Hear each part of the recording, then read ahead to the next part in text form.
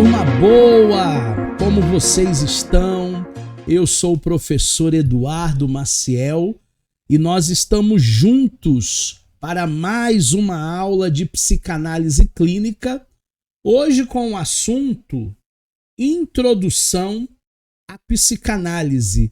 Nós gravamos uma série de aulas sobre vários temas e uma dessas aulas que nós estamos gravando no nosso curso de psicanálise clínica e institucional é a aula de introdução. Nós estamos ao vivo com os nossos alunos de Nova Iguaçu, de Miguel Couto, a Adriana, a Marilene, o Arley, daqui a pouco a Isa está chegando por aí ao vivo. São alunos que fazem o nosso curso híbrido de psicanálise clínica e você que faz também por esse canal, pelo EAD ou pelo portal de alunos, que você possa receber nesta aula conhecimento avançado. Introduzindo o assunto, nós vamos fazer hoje uma jornada pela psicanálise. Nós vamos explorar os fundamentos da psicanálise, vamos falar sobre os conceitos da psicanálise e também as estruturas da psique humana. Primeira tópica do Freud, a segunda tópica do Freud, porque isso revolucionou a compreensão da mente humana. A mente humana é algo muito complexo. Quando a gente começa a aprender neurociência, neuroplasticidade, embriologia, a gente começa a ver como o ser humano é a coroa da criação mesmo, é um ser superior. Dentro dessa subjetividade humana, porque cada indivíduo ele é ímpar, ninguém é igual a ninguém, a Adriana não é igual a Marilene não é igual a Isis não é igual a Arley, o Arley não é igual a mim. Dentro dessa subjetividade humana está a psicanálise clínica estudando os conceitos, os fundamentos e as estruturas da nossa psique. Vamos fazer um recorte falando sobre uma breve história aqui da psicanálise clínica. Ela nasce no finalzinho do século XIX. A revolução e a compreensão da mente humana foi feita por um teórico chamado Sigmund Freud. Ele é o pai da psicanálise. Ele foi um neurologista vienense, ele nasceu em Viena. Muita gente acha que Freud ele era, na verdade, um psiquiatra. Na realidade, não, ele era um neurologista. Eu já li até em livros que Freud era um psiquiatra. Na realidade, não. Na realidade, Freud era um neurologista. Desenvolveu esse método investigativo ao trabalhar com pacientes histéricos, descobrindo que os sintomas físicos eles tinham raízes psicológicas profundas. E quando nós falamos de raízes psicológicas profundas, nós estamos falando do inconsciente humano, e daqui a pouco eu vou poder detalhar melhor. O método evoluiu de técnicas como a hipnose para a livre associação, transformando-se assim numa teoria abrangente sobre o fundamento psíquico. A psicanálise ela desafiou noções vigentes naquela época, ao propor que grande parte de nossa vida mental opera fora da consciência. Então, muitas coisas que nós vivemos, que nós presenciamos, estão na nossa consciência. Agora, existem outros conteúdos que não estão dentro da nossa consciência. Existem outros conteúdos que estão num lugar chamado inconsciente humano, onde ficam registrados os traumas, os medos, os desejos, as pulsões, aquilo que não é socialmente aceitável, o que as pessoas vão pensar de mim. Aí a gente recalca, joga lá para o inconsciente e acha que apagou. E eu costumo dizer para os alunos que o inconsciente humano é aquela lixeira que tem no computador, é aquela lixeira que tem no celular. A gente acha que apagou uma foto, a gente acha que apagou um vídeo, mas na verdade ainda está armazenado naquela lixeira.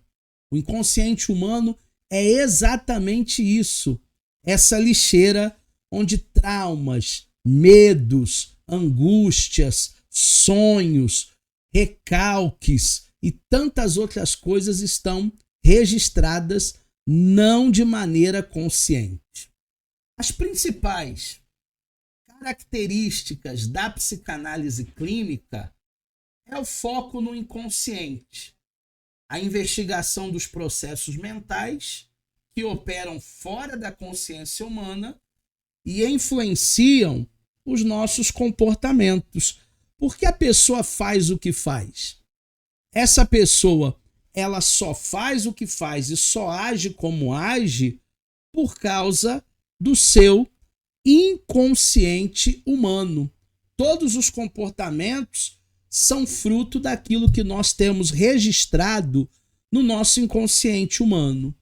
Em segundo lugar, a psicanálise trabalha com o método da fala, a livre associação de ideias, como técnica fundamental para acessar os conteúdos reprimidos. Então, muitas vezes você chega na sua sessão de terapia e você acha que está com tudo anotado ali para que o seu psicanalista didata siga um script que você escreveu. Olha, hoje eu vou falar isso na terapia, hoje eu vou falar aquilo. E, na verdade, quando a gente começa a fazer a terapia, a gente vai abrindo outras janelas, vão surgindo outros assuntos, a gente vai acessando esse conteúdo reprimido e aí nada daquilo que a gente programou a gente acaba falando na nossa terapia. Não dá para ser psicanalista se você não for analisado. Por isso, esse curso só vai fazer sentido para você se você estiver em terapia. Nós temos a nossa terapeuta didata, que é a doutora Thaís Maciel. Você precisa entrar em contato com ela e reagendar ou agendar as suas terapias, porque esse curso é uma junção do tripé psicanalítico. A parte teórica, as análises didáticas, que são no mínimo 40, mas a terapia é para a nossa vida. Nós precisamos fazer muito e muito terapia. E também os estudos de caso ou estágio supervisionado. Esse é o tripé da psicanálise. Se você não está em análise, se você está faltando nas análises ou até fugindo das análises, muita coisa não vai fazer sentido. Esse curso vai ficar sendo para você apenas um curso teórico e esse não é o nosso objetivo. Temos ainda o determinismo psíquico. Nada na vida mental acontece por acaso. Tudo tem um significado, tudo tem uma origem. Aonde é que nós vamos encontrar esses significados? Aonde é que nós vamos encontrar essas origens? Nós vamos encontrar na terapia psicanalítica, no conteúdo do inconsciente. A sexualidade infantil. Freud também vai trabalhar que a criança ela tem sexualidade, não é sexo, não é coito, não é malícia, mas a criança tem as suas zonas erógenas. Ele reconhece a sexualidade desde a infância como forma estruturante da psique. A nossa psique, segundo Freud, ela é estruturada sim. Ela é estruturada sim pelas fases, cada uma das fases psicossexuais. Então a gente não pode deixar de analisar isso, olhar a sexualidade como algo abrangente e não apenas como uma necessidade fisiológica, um coito ou simplesmente o sexo? Vamos falar, já que Freud é o pai da psicanálise, vamos falar sobre a primeira tópica do Sigmund Freud. A primeira tópica do Freud, ela se resume em consciente, pré-consciente e inconsciente. O que seria o consciente? Aquele conteúdo acessível aonde nós temos uma percepção imediata. Os nossos pensamentos, as nossas sensações, as nossas memórias, aquilo que está disponível no presente, no momento presente. Então, o que seria isso, professor? Agora, por exemplo, você está consciente que você está numa aula EAD do Instituto FASTEF, do professor Eduardo Maciel, que essa aula tem uma duração aproximadamente de 1h30, 2 horas no máximo. Então, esse é o nosso pensamento, essa é a nossa consciência. Agora, existe uma segunda instância, um segundo sistema que se chama pré-consciente. E o que seria o nosso pré-consciente? As memórias e os conhecimentos temporariamente inacessíveis, mas recuperáveis com esforço e com atenção. Ou seja, o que você comeu no último Natal? Se você fizer um esforço, no último Natal você deve ter comido rabanada, chester, salpicão. Foi na casa de quem? Ah, foi na casa da minha mãe, da minha avó, foi na minha casa. Ninguém aqui estava pensando em Natal no início dessa aula. Mas eu dei um gatilho para você acessar o seu inconsciente e aí você conseguiu acessar e aí agora aquela lembrança, aquela memória que estava no pré-consciente veio à tona. Então o pré-consciente divide o consciente do inconsciente. É como se fosse a linha do mar. Pensa no iceberg, da linha do mar para baixo, a parte que ninguém vê do iceberg é o inconsciente. Da linha do mar para cima é aquela montanha de gelo que todo mundo vê. É o consciente. E o inconsciente, para Freud, na sua primeira tópica, são os conteúdos reprimidos, os desejos proibidos, as experiências traumáticas, aquilo que é inacessível à consciência humana direta. Por isso a necessidade de fazermos análises clínicas, análises didáticas. Não só as análises aqui do curso, mas análises para a vida. Para que nós possamos acessar esse inconsciente humano, talvez os desejos reprimidos, as experiências traumáticas, as pulsões de vida, as pulsões de morte, elas estão ali. E nós precisamos entender cada um desses significados. Nós precisamos entender tudo aquilo que se passa no nosso consciente, no nosso inconsciente e também no nosso pré-consciente. Essa é, então, a tópica do Freud, a primeira tópica do Freud. Deu para entender? Falando agora da hierarquia da mente humana. Na hierarquia da mente humana, está lá o consciente com os nossos pensamentos e percepções atuais. Está lá a linha que eu disse que é o pré-consciente, que são as memórias acessíveis, que com algum esforço a gente lembra, onde passamos o Natal, por exemplo. E os desejos e memórias reprimidos que estão no nosso inconsciente. Tem aluno que me pergunta, professor, a psicanálise trabalha aonde? No inconsciente. E a psicologia? A psicologia trabalha no consciente, no comportamental. Ah, o menino tá rebelde. Leva ele para psicóloga. Aí a psicóloga vai passar lá um tratamento para o menino deixar de ser rebelde. É uma terapia comportamental. Agora, a psicanálise não. A psicanálise ela vai um pouco mais fundo. Ela vai trabalhar com o inconsciente humano. Temos também a segunda tópica do Freud. A segunda tópica do Freud é o id, o ego e o superego. O id, ele é um polo pulsional da nossa personalidade. Todo mundo tem id. É a busca de uma satisfação imediata. São os nossos impulsos. O id ele é regido pelo prazer. E esse prazer é amoral, esse prazer é inconsciente. O que o id diz para nós? O id diz, eu quero agora. O que eu quero agora?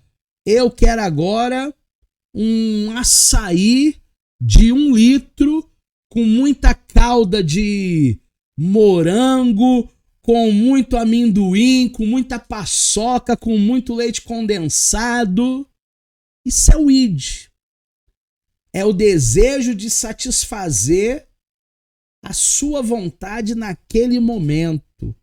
Eu quero agora. O que você quer agora? Eu quero um iPhone 17 Pro Max. É um id. É um desejo que precisa ser imediatamente satisfeito. Mas nós temos também o ego. O ego é a instância mediadora entre o id e o superego. Fica ali no meio, coitado. Opera pelo princípio da realidade, buscando satisfação viável dos desejos. Eu quero agora, disse o id. E aí o ego vai dizer assim, será que vai ser bom você comer esse açaí desse tamanho? Será que vai ser bom você fazer o que você está pensando em fazer? Será que vai ser bom você comprar um iPhone e pagar até o dia que Jesus voltar? Tantas prestações aí. O ego vai ser o moderador. O ego vai dizer, será que isso é bom? Vai trazer você para a consciência. Vai fazer você pensar, refletir. E o superego, ele é nosso representante interno das normas sociais, das normas morais, dos julgamentos, das censuras. Superego ele pode gerar culpa e ele também exige perfeição. O id diz, eu quero agora. O ego diz, será que vai ser bom? E o superego vai dizer, melhor não. Melhor não. Por isso que tem ali o diabinho e o anjinho e você no meio. Porque o diabinho é o id e o anjinho é o superego. É igual no desenho do Pica-Pau lá. O diabinho de um lado e o anjinho do outro. O id diz, vai lá, não leva desaforo para casa não, fala mesmo, bota fulano no lugar dele. Isso é o id. Mas o superego diz, não, deixa pra lá, não vai se estressar não, não vai gastar sua energia não. O calado vence, melhor ter paz do que ter razão. E por aí vai. Deu para entender? Deu para entender, turma? Vamos prosseguir então. O Arley tá dando um joinha aí no chat dizendo que tá dando para entender. Complexo de Édipo também é uma das bases da psicanálise. É um drama fundamentante da subjetividade. Essa triangulação que você vê na foto do menino, da mãe e do pai. Porque o objeto de amor do menino, o primeiro objeto de amor do menino é a figura da mãe. E ele vai querer disputar a atenção da mãe com o pai, se tornando um rival. O complexo de Édipo é um conceito central da psicanálise, descrevendo a triangulação afetiva que estrutura o psiquismo humano lá na infância, entre 3 e 5 anos. A criança experimenta desejos amorosos pelo genitor do sexo oposto e a rivalidade com o genitor do mesmo sexo. Aí o Freud falou sobre o complexo de Édipo, que é um complexo masculino, e o Lacan fala do complexo de Electra, que é um complexo feminino. Por isso que existem filhas que se dão muito melhor com o pai do que com a mãe. Por que que essa filha se dá muito mais com o pai do que com a mãe? Complexo de Electra ou complexo de Édipo feminino. A resolução desse conflito, como é que funciona?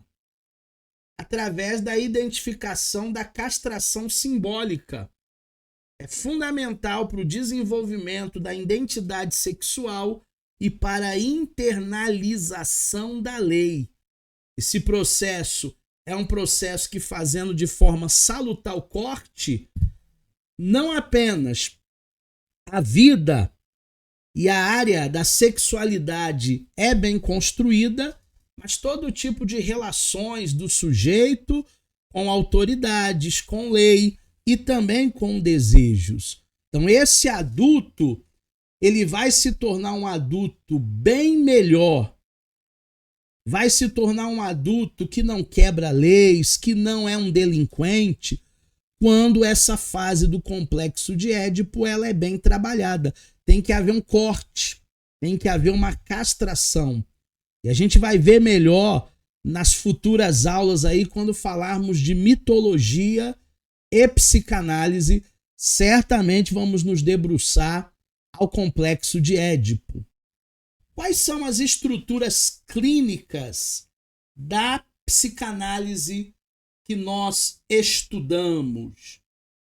A psicanálise identifica 3 fundamentos, 3 estruturas fundamentais que organizam o nosso funcionamento psíquico, cada uma com mecanismos de defesa e com relações específicas com a realidade. O que nós vemos aí? Essa moça, de um lado, o diabinho dizendo: come a pizza toda, come o chocolate todo, desconta na comida, come as suas emoções. Do outro lado, o anjinho dizendo: não, vai estudar, vai ser alguém na vida, vai fazer o Enem, vai trabalhar, vai mandar currículos. E o superego ali sendo o fiel da balança. É justamente a nossa estrutura clínica, é justamente a nossa estrutura psíquica, é justamente a base da psicanálise. Esse é o nosso objeto de estudo, id ego e superego, consciente, pré-consciente e inconsciente humano. O que é psicose? Psicose é um dos assuntos que nós teremos um módulo específico. O psicótico, ele vê coisas que ninguém está vendo. O psicótico, ele ouve vozes que ninguém está ouvindo. Foraclusão. Foraclusão, na psicanálise, diz respeito a uma teoria do Jacques Lacan, que é um mecanismo específico das psicoses que envolve rejeição radical de um significante fundamental do campo simbólico. Então, por exemplo, a pessoa ela não se dá muito bem com o seu pai, ela arrisca o seu pai como se o pai tivesse morto. Ela consegue sepultar o pai em vida. Temos a relação com a realidade dos psicóticos. Há uma ruptura dessa realidade compartilhada. O sujeito ele pode criar uma outra realidade delirante, paralela, para tentar se estruturar. Então a pessoa que é psicótica ou que entra num surto psicótico, ela está alucinada. Deixa eu voltar aqui que minha câmera saiu. Deixa eu voltar aqui. Ela está alucinada. A pessoa que está em um surto psicótico, ela está fora de si, ouvindo coisas que ninguém está ouvindo, vendo coisas que ninguém está vendo. Ela está totalmente surtada. Deixa eu ver se a minha câmera voltou. Voltou. Ela está totalmente surtada, fora de si. Ai, existem gnomos aí fora querendo me matar. Eu tô com muito medo. Vocês viram? Eles estão armados. Eles querem me matar, os gnomos. Eles são desse tamanho aqui, tudo verde. É um surto psicótico. A pessoa ela tá totalmente fora de si, totalmente fora da casinha, né? Como dizem os cariocas. Na psicose, a castração simbólica não opera adequadamente.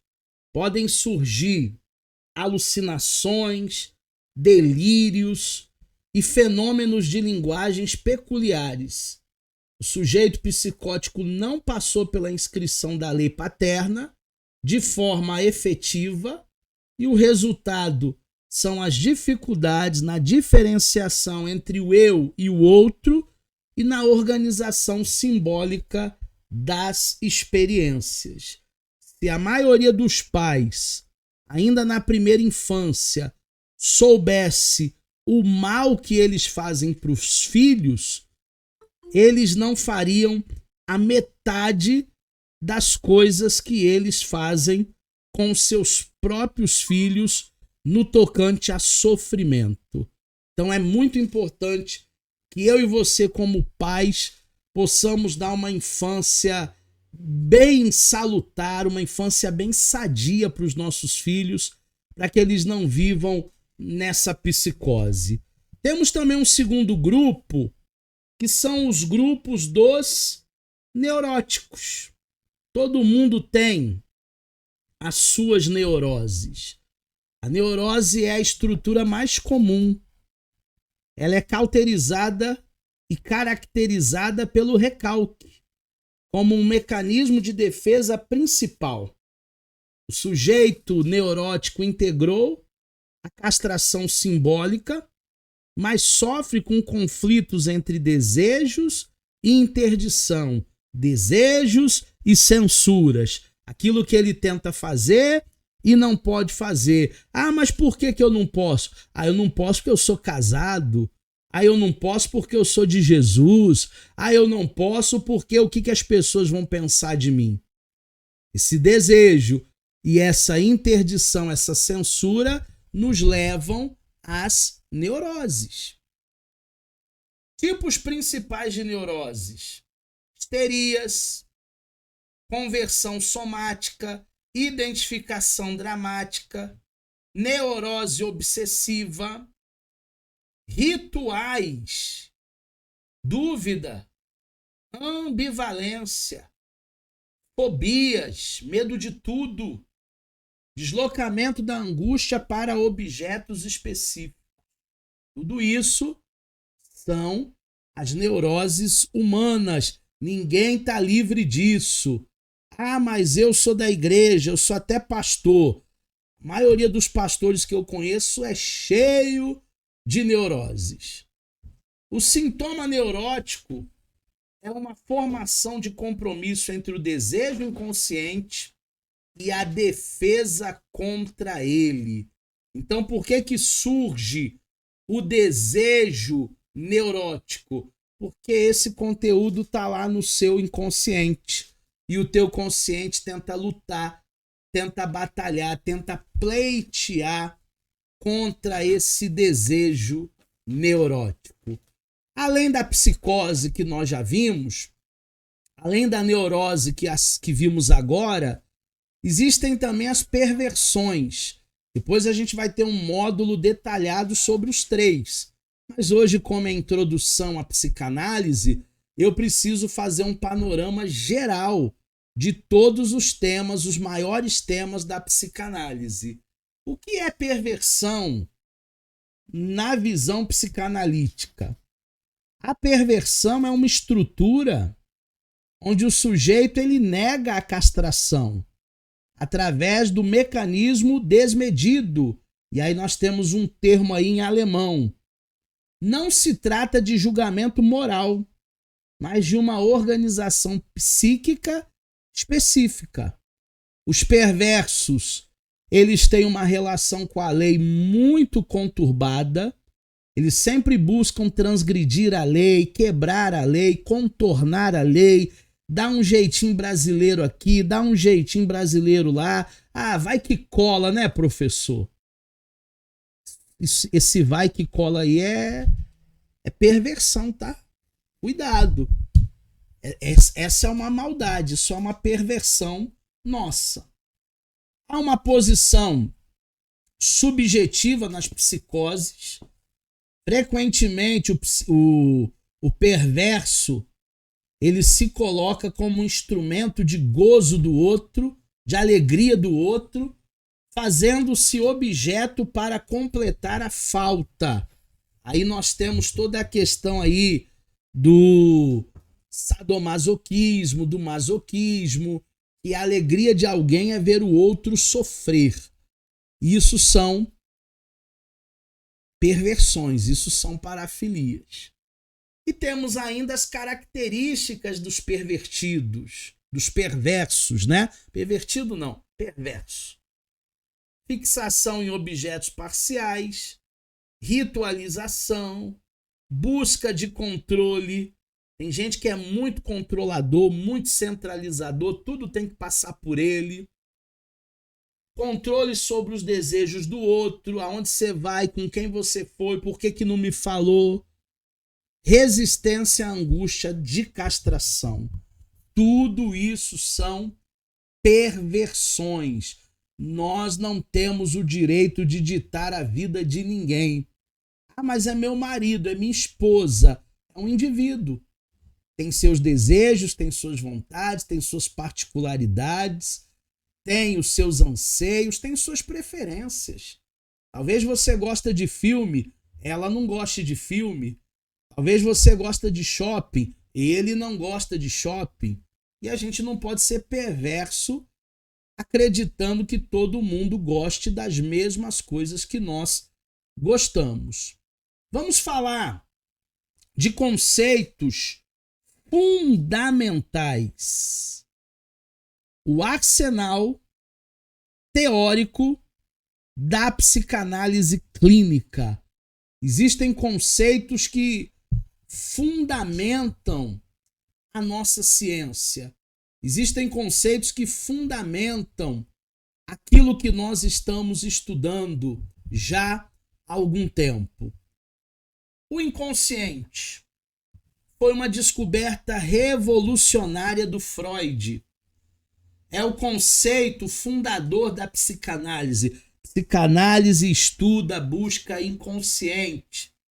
Não é simplesmente o não consciente ou o subconsciente. Diga-se de passagem, subconsciente não existe, tá, turma?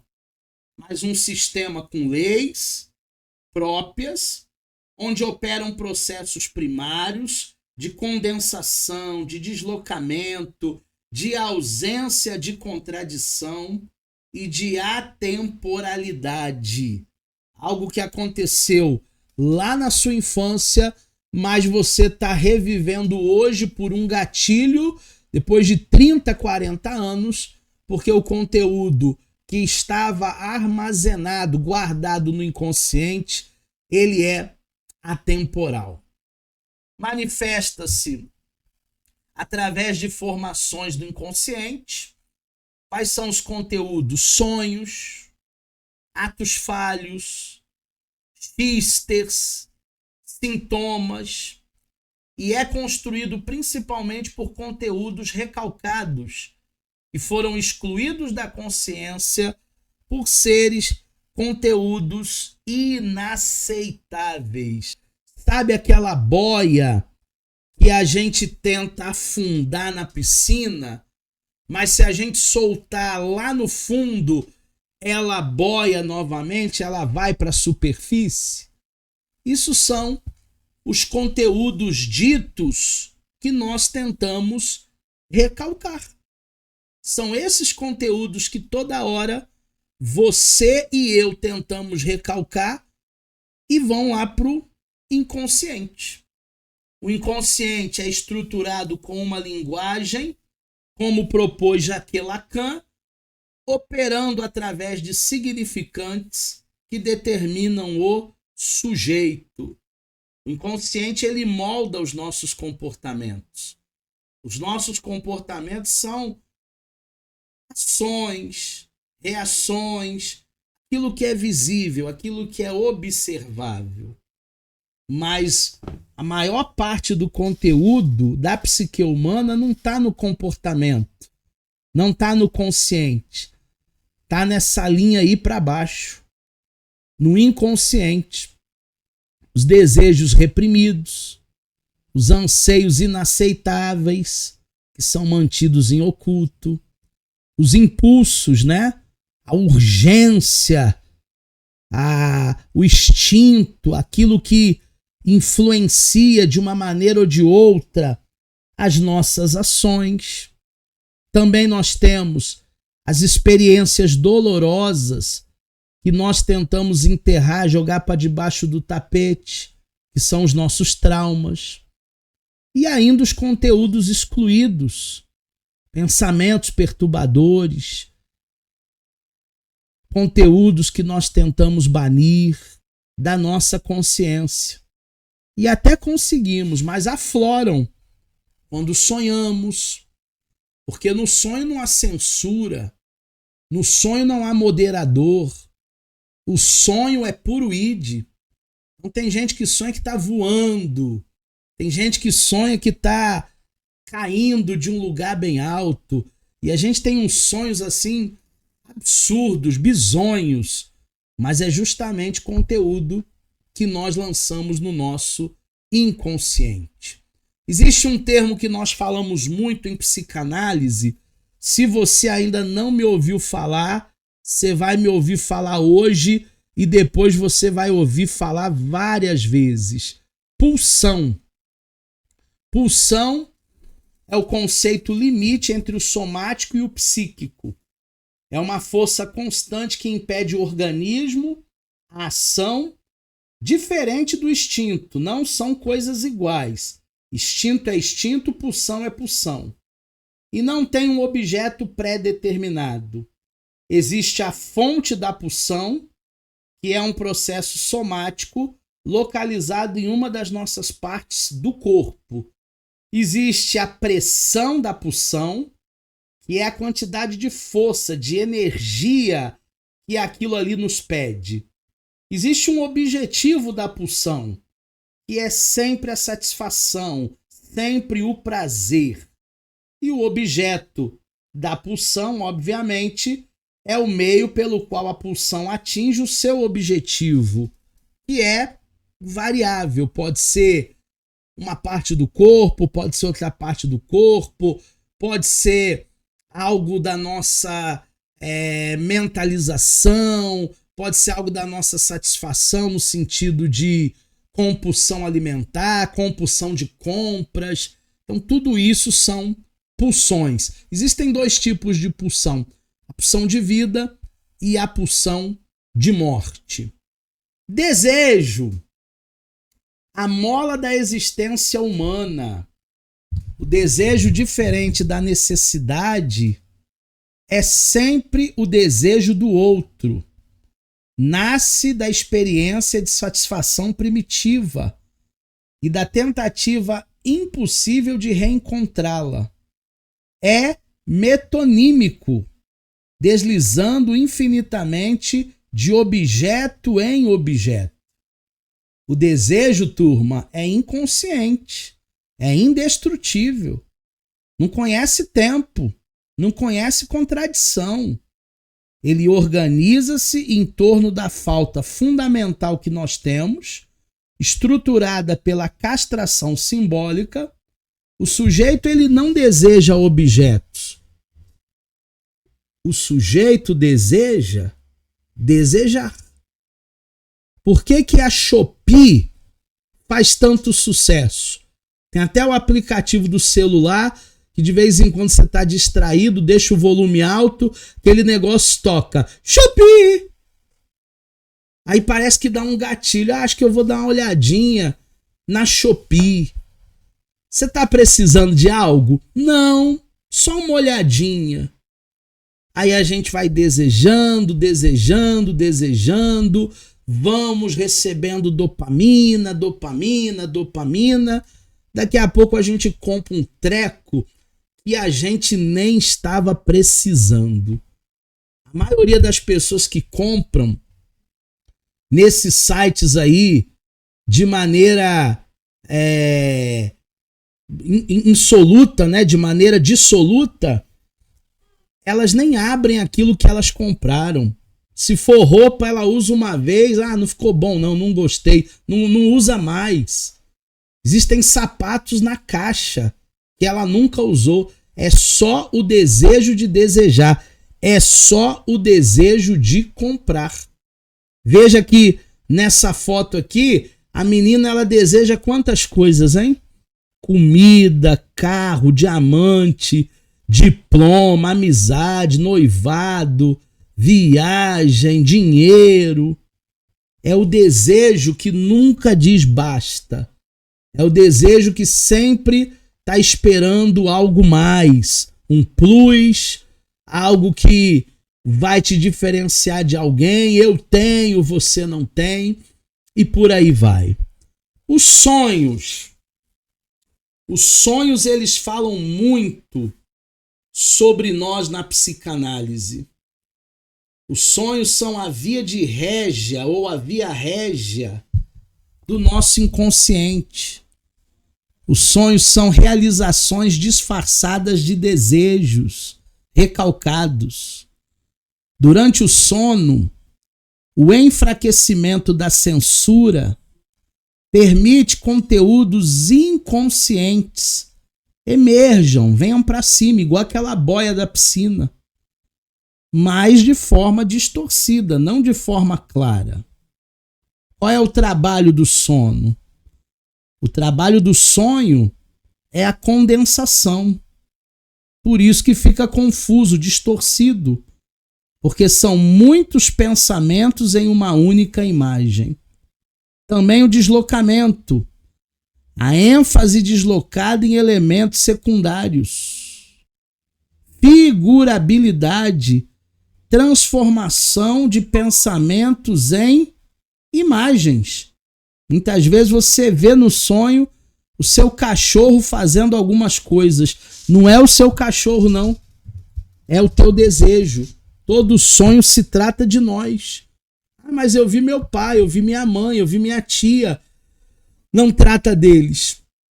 Para Freud não existe sonho premonitório nem profético. Para Freud, o sonho diz respeito ao sonhador. E a elaboração secundária, que é a organização aparente de uma lógica. Só que tem sonho que não tem lógica nenhuma, não tem pé nem cabeça. Os sonhos são um conteúdo importantíssimo que você deve levar para a sua terapia. Se você lembra de algum sonho, anote o seu sonho, escreva num papel e leve esse conteúdo para a próxima terapia, porque vai ter muita coisa ali para que o seu terapeuta possa desvendar. Vamos falar de atos falhos? Atos falhos podem ser lapsos de linguagem, quando alguém quer dizer algo conscientemente, mas fala outra coisa. Teve um paciente nosso que na terapia trocava o nome do analista.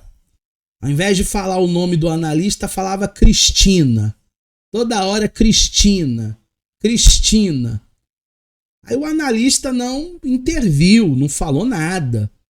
Deixou. Na quarta ou quinta sessão, o analista perguntou para ele: fulano, quem é Cristina? Cristina? Quem é? Porque você já falou Cristina. Você já trocou meu nome várias vezes. Quem é Cristina? Aí ele falou: Cristina é uma moça que anda comigo no Uber, uma moça muito bonita, tem um papo muito bom. Olha o desejo aí, aflorando com os lapsos de linguagem. Esquecimentos.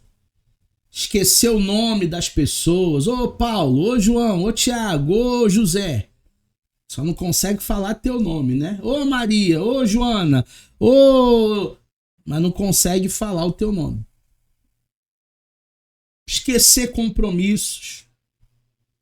Esquecer objetos frequentemente, chave do carro, carteira.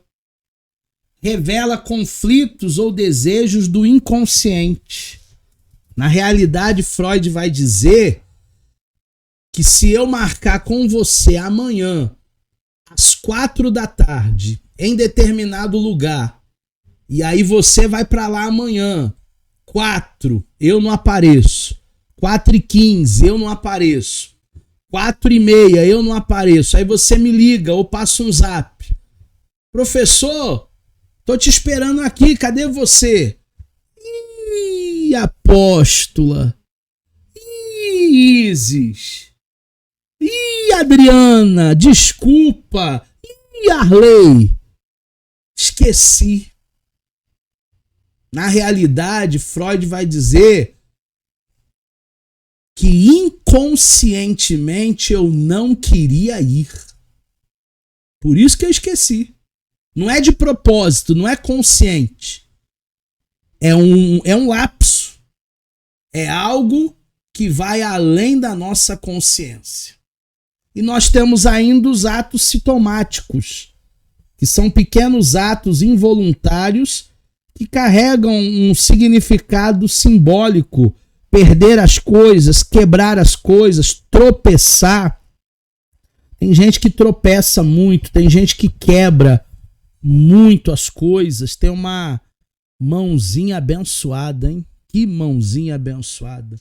São atos sintomáticos. Tem a ver com uma desorganização psíquica.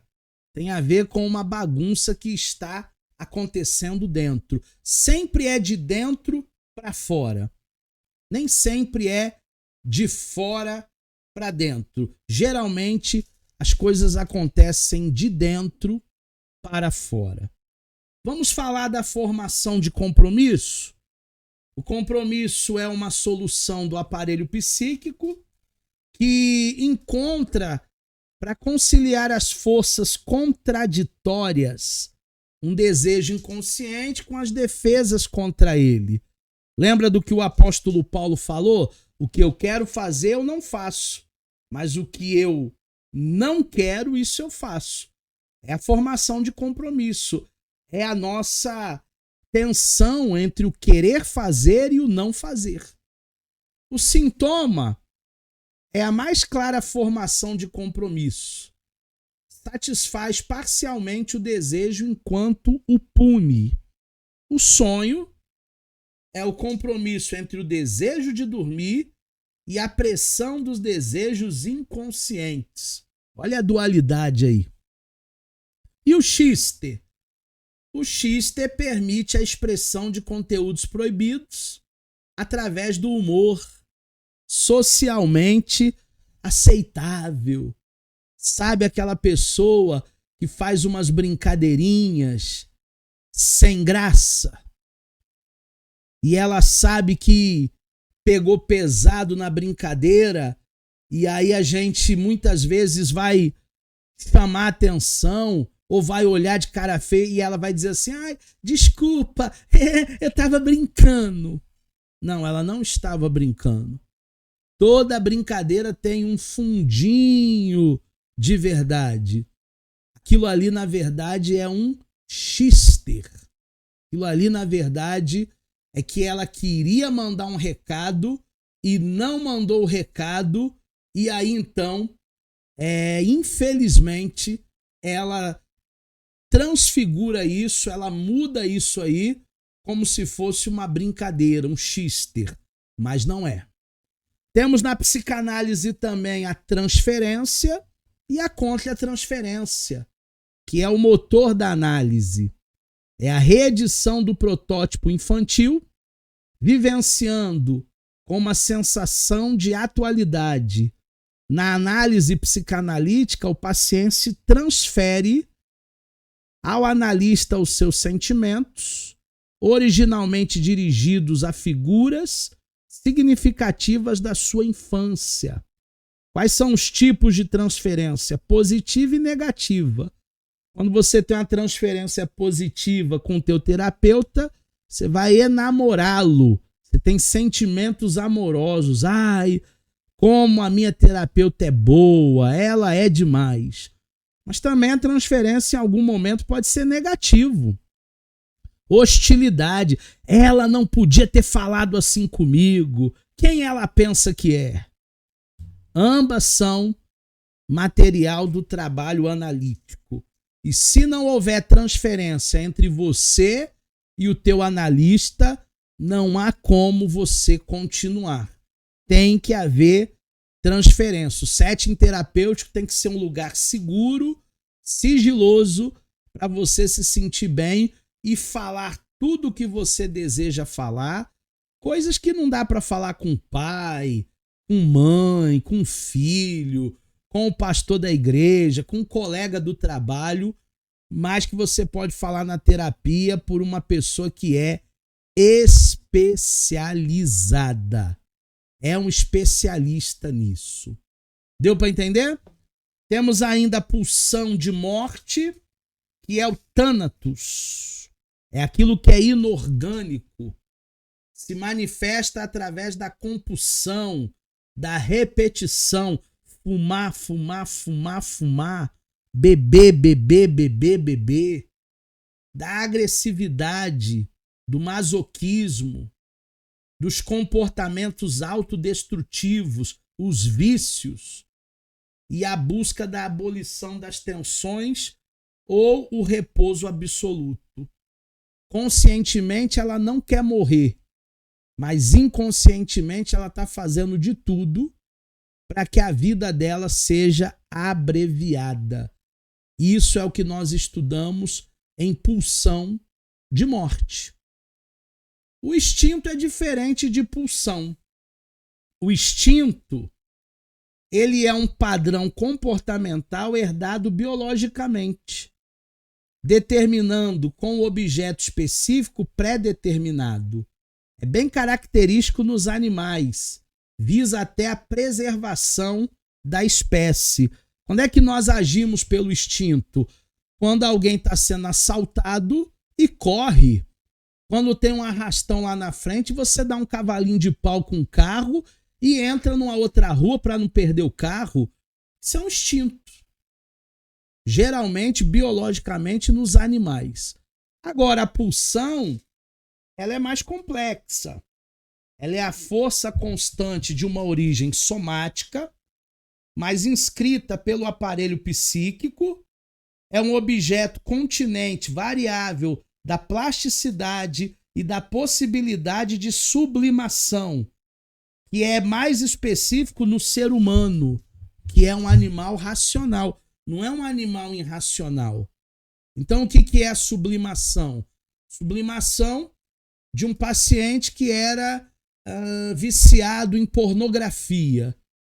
E aí eu digo para esse paciente assim, você quer largar o vício? Isso tá te fazendo mal? A tua consciência tá doendo? Sim, quero largar o vício. Minha consciência tá doendo. O que você gosta de fazer?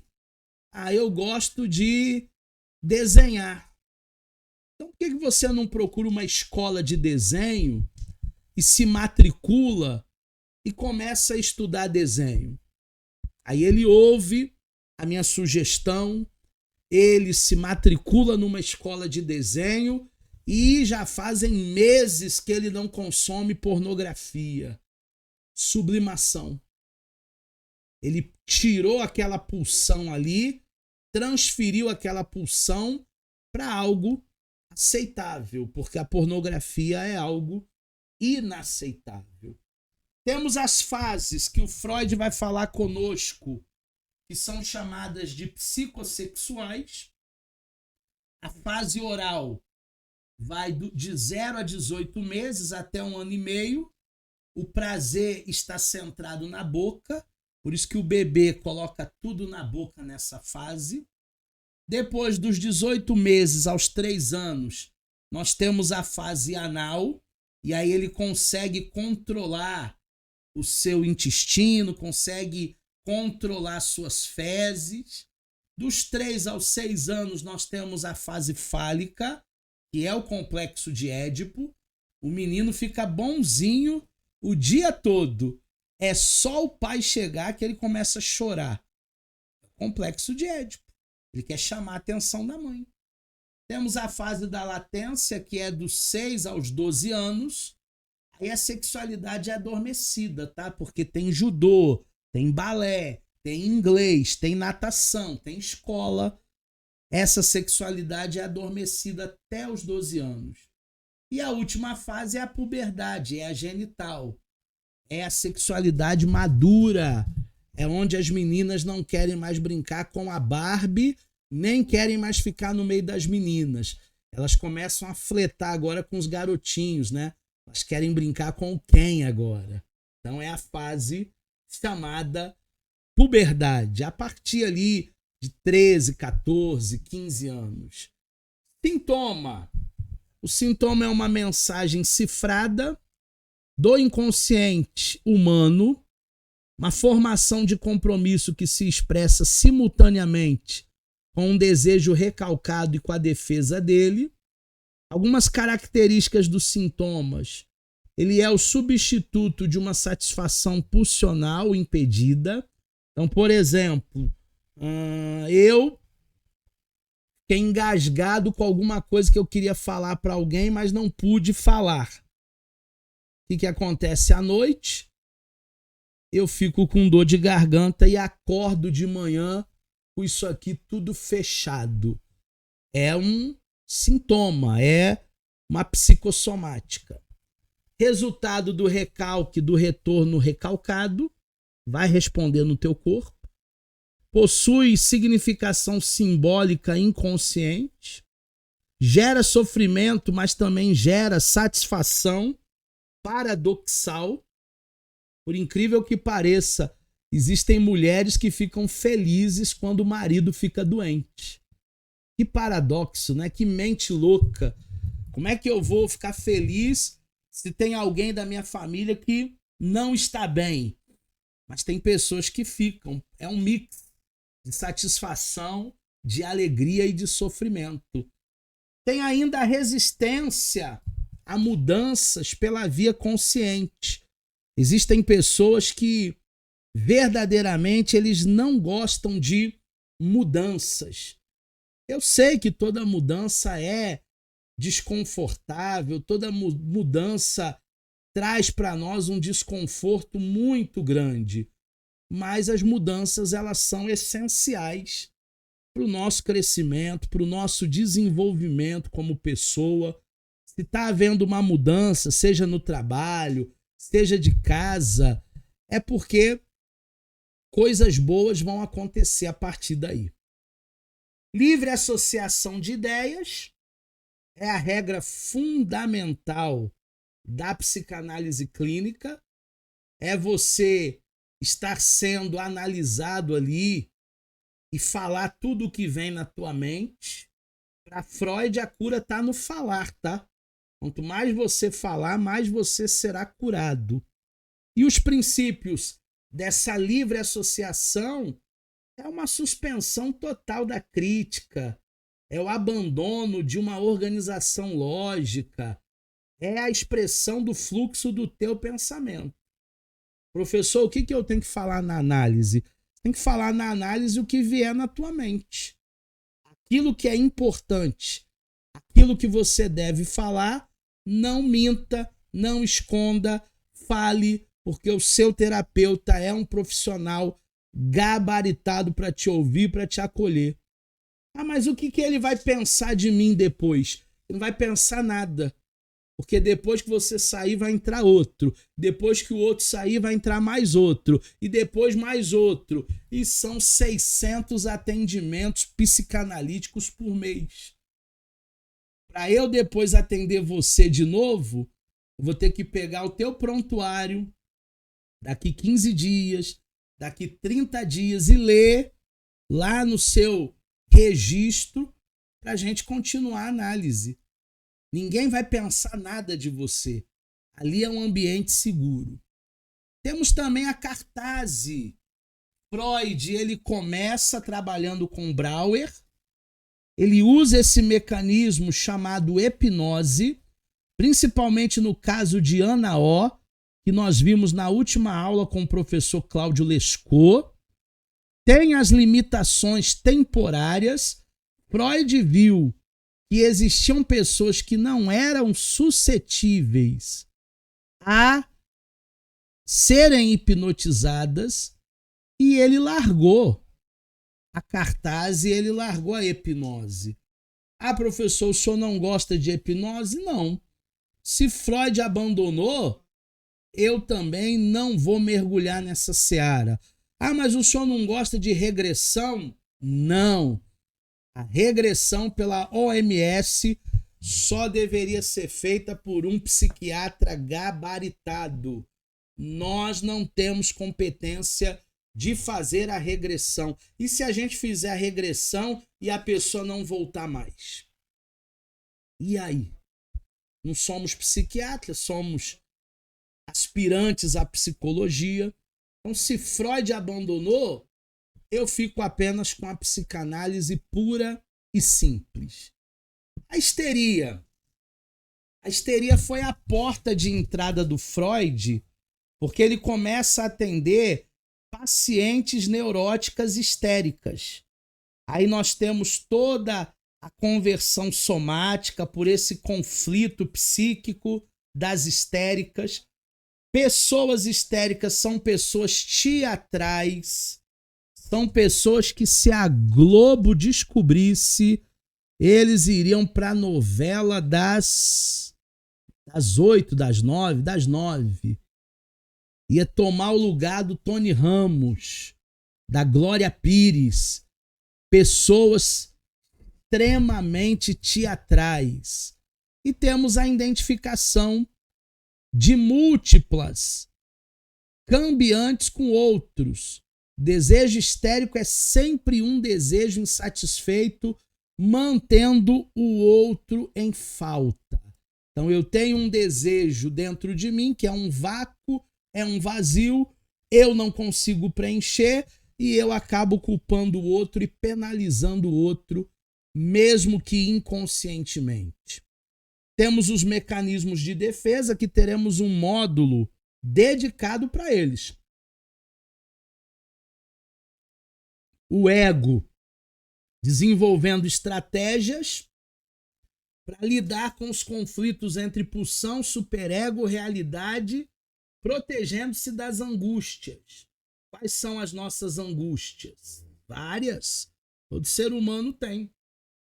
Recalque, exclusão dos conteúdos proibidões do consciente, projeção, atribuir ao outro sentimentos próprios. Toda vez que eu digo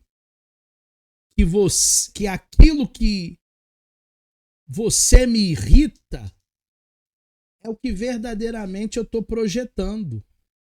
Tem marido que diz para a esposa assim: ai, você me irrita muito. Na realidade, é ele que é essa pessoa irritadiça. São os conteúdos que estão nele. Aí ele faz projeção. Ele se enxerga. Negação. Recusa reconhecer uma realidade dolorosa. Muitas vezes a pessoa faz uma negação. Toda negação é uma afirmação. Toda negação é uma afirmação. Regressão, retorno aos estágios inferiores, pessoas voltando aí a um estágio infantil, comportamentos infantilizados. E a sublimação, que é a canalização pulsional socialmente valorizada. Antigamente, alguém usava drogas de manhã, de tarde, de noite, agora foi para o centro de reabilitação, de manhã planta na horta, à tarde aprende música, à noite vai para o culto. Sublimou, substituiu para coisas aceitáveis, coisas que produzem algo para esse ser humano adicto. A prática da psicanálise, dentro dos elementos, nós temos um setting terapêutico. Alguns psicanalistas modernos não usam mais o divã, outros usam. Existem pessoas que ficam mais à vontade no divã, outras ficam menos à vontade, principalmente se o analista não estiver no seu campo de visão, estiver atrás de você. Aí tem gente que fica desconfortável mesmo. A neutralidade do analista como tela de projeção. O analista não está ali para fazer caras e bocas para a gente. Ele não está ali para nos repreender ou para nos censurar. A frequência, que deve ser a sua regularidade nas sessões de terapia. Se você faz de 15 em 15 dias, não fure.